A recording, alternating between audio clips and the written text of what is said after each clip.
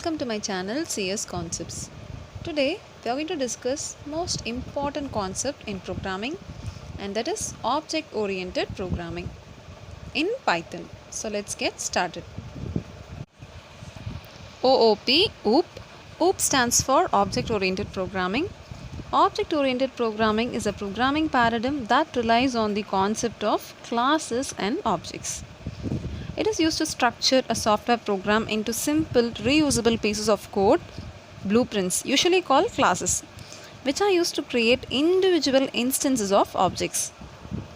There are many object-oriented programming languages including JavaScript, C++, Java and Python. OOP uses the concept of objects and classes. A class can be thought of as a blueprint for objects.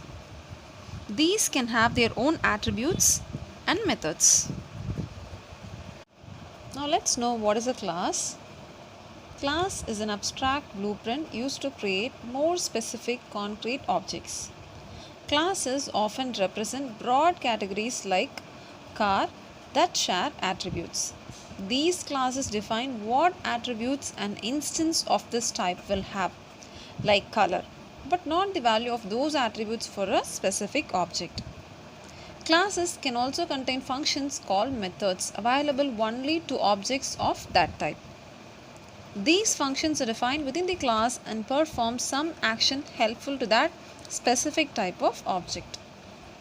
Class templates are used as a blueprint to create individual objects. Now let's see how to create a class. To define a class in Python, you can use the class keyword followed by class name and a colon. Okay, class keyword, then class name, then colon. Inside the class, an init method has to be defined with def. This is initializer that you can later use to instantiate the objects. It's similar to a constructor in Java. An init must always be present. It takes one argument, self, which refers to the object itself. Inside the method, the pass keyword. The pass keyword is used as of now because Python expects you to type something there. Remember to use correct indentation. Okay.